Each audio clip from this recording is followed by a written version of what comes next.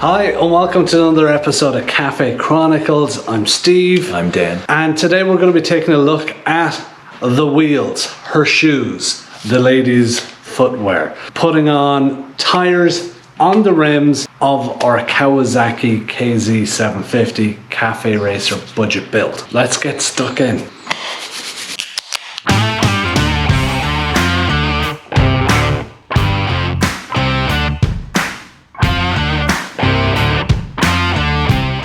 So just to give you guys a little bit of an idea of what we did, took the tire off. We were careful to make sure before we took it off, because the tires are directional, to make sure that we mark on the rim what way it was as well from a directional standpoint, left to right and that in the discs.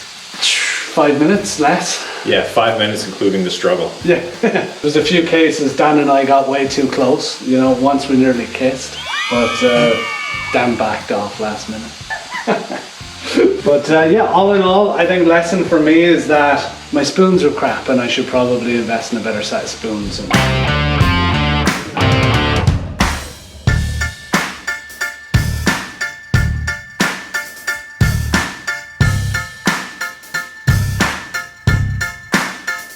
It was very simple and straightforward. To add insult to injury, we don't have what, Dan? We don't have valve stems. So this is one of the valve stems that came out of the vehicle. Now, cutting edge technology from 40 years ago, there is a big rubber bushing on the inside that seals the valve. This is the valve stem, which is the threaded piece here with the air inlet and the valve inside. So the actual valve, you can actually thread out with a pair of needle nose pliers and you can thread a new valve in. So if your valve stem is okay, but your valve itself is leaking, you don't need to actually break the tire to fix that leak. You could thread this out, thread a new one in, and your tire should be good to go. Now in this case, this is garbage and we need to replace it.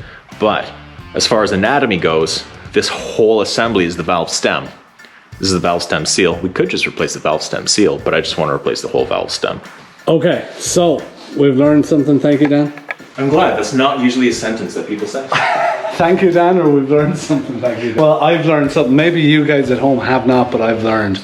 So we've to pick up the right size valve stems. When we had a look at the stems that we had, they were like standard. They were too big. So we've got to research. There should be a skinny little one. We've got to find out what one will take. Get 2 of them, putting on our new tires. So while Steve's talking about his Avon 2s, which I think everyone absolutely knows and loves, we have Pirelli Sport Demon. Nice. Cue the lightning bolts and the Demon graphic. Offset all the seal graphics that will be in this episode as we talk about tire seals. The what graphics? The what? So I'm hoping that this tread pattern, you shouldn't always pick out a tire based on the tread pattern, but when you're designing a bike for the aesthetics, the tread pattern does come into play. But I think the rubber compound's gonna be safe enough, but the tread looks kind of cool. So what are they, Pirelli Sport Demons. What size are they? So for the back I believe is a old school 4x18 is the stock size. It's hard to find tires that don't suck in the old Imperial size. So the closest metric size that we can find is a 120/90 18 for the rears. For the fronts, we have a delightfully skinny 190/19.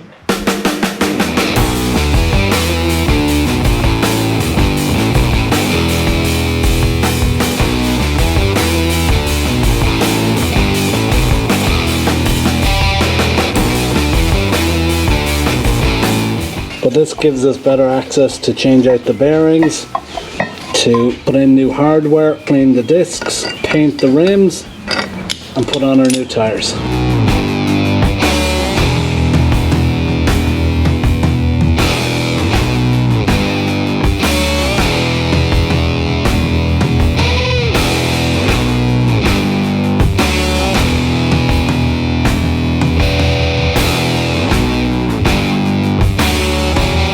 Yeah, some YouTube channels will get folks on there to like race each other on drag strips and all that kind of stuff. Not Dan and I. Here's what we're up to.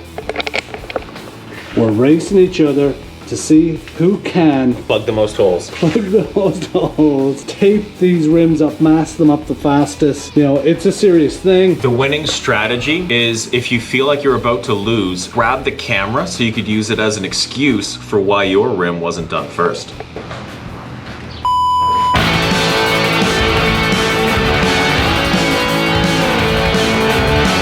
What's wrong, Dan? Slow him down a little bit? Can't stand the heat?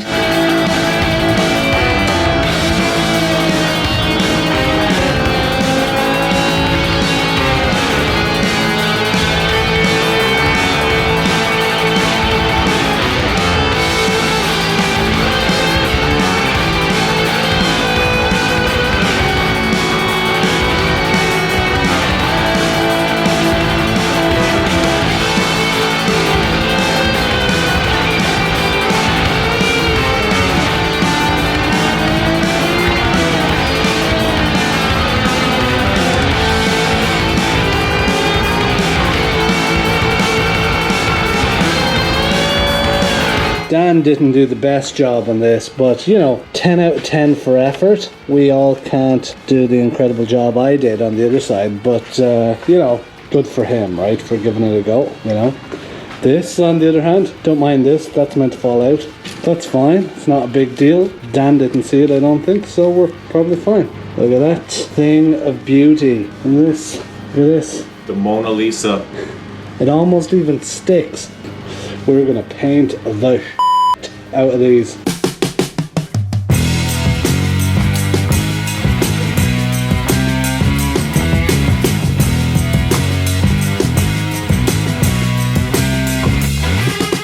Dan looks like a surgeon having, you know, done open heart surgery in his t-shirt.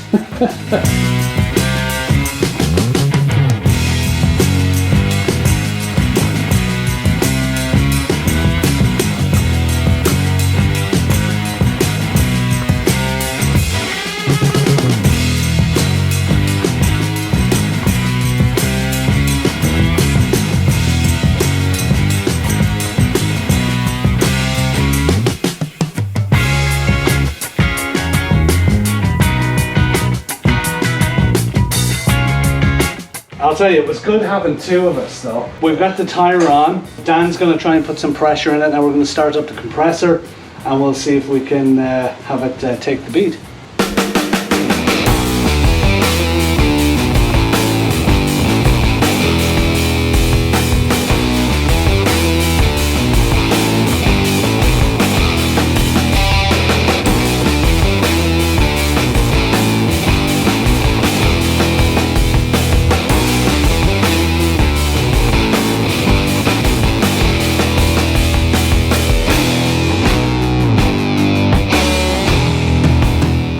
So good news, our rim, the bead has actually seated, which is nice. So we just left it out in the heat for what, 20 minutes then?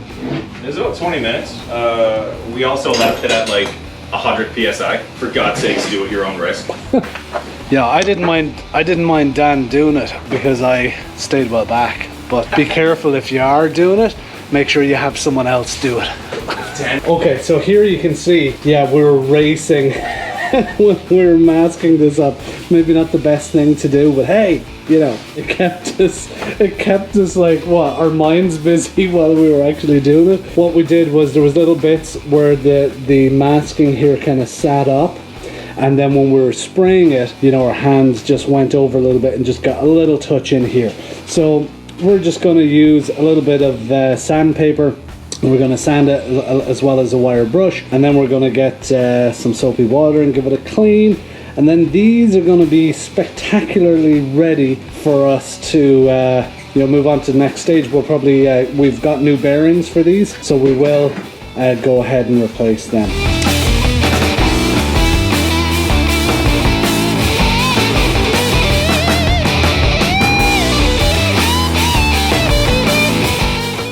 So I'm not sure if you guys can see this. So at the shop, we were trying to get these slight rims in the tire machine in the shop, and our buddy Ken there said, careful with that, you'll ruin your rims if you're not careful. You can do it, but you might ruin your rims. Look what we did. Gouge City, deep cuts here. We're about to use the Dremel tool. Dan has a little Dremel fitting and he's going to try and see if we can't get rid of these gouges out of here and make it look a little tastier.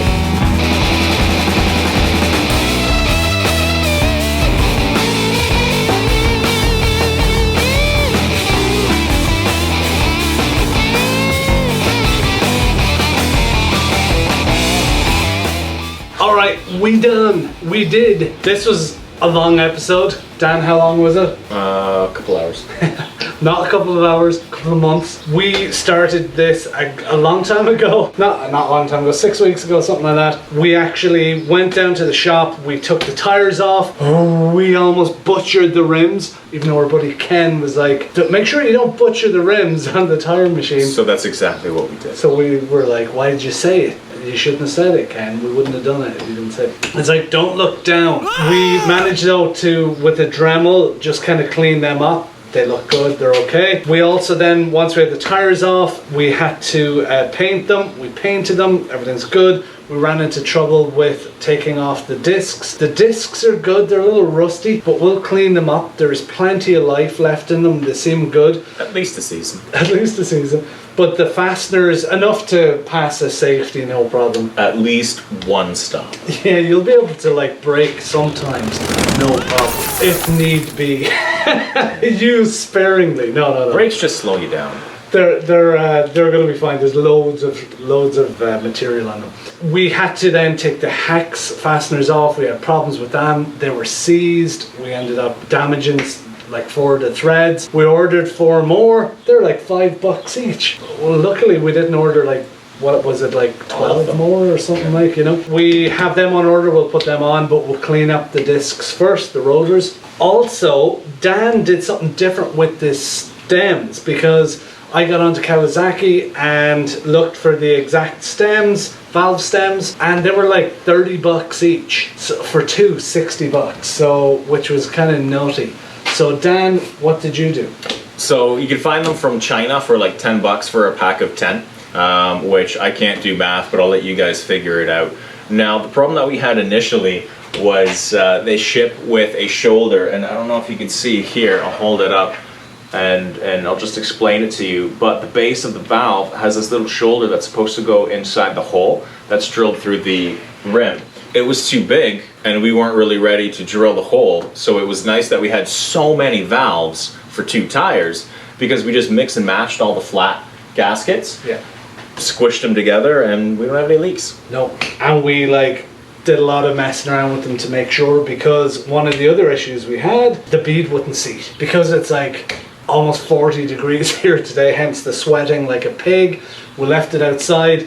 Dan inflated the tires to like 3 million PSI, all the PSIs. All of them, yeah. All the kilopascals. And basically we left it out there and it sorted itself out, which is good. Yeah, it just wanted attention, and when we stopped giving it attention, it just figured it out. Yeah, story of my life. I know there's been like 2 weeks or whatever where we couldn't get a budget build episode out for you. Or 3 weeks. 2 or 3 weeks. Just so you guys know, we are working on stuff, just poorly.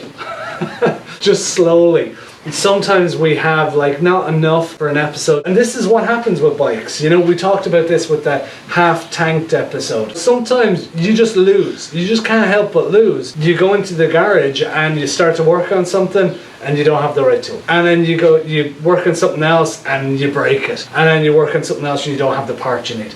That's sometimes they're the days when Dan and I just drink ourselves into a stupor.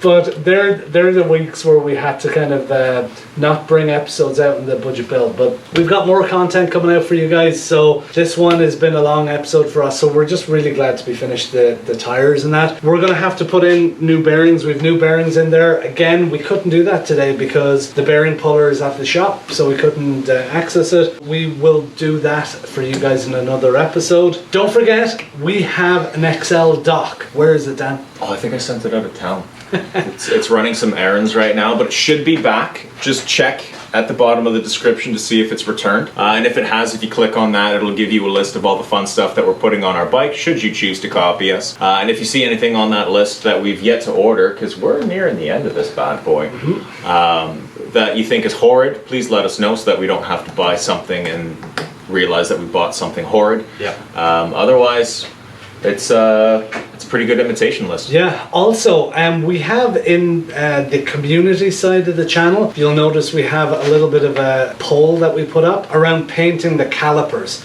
We're asking folks, should we paint them black or should we paint them gold? The look of this bike is going to be blacked out, but we have the gold accents of the rear shocks, and we're wondering, should we put the gold accents on the front calipers? So far, there's more votes for black.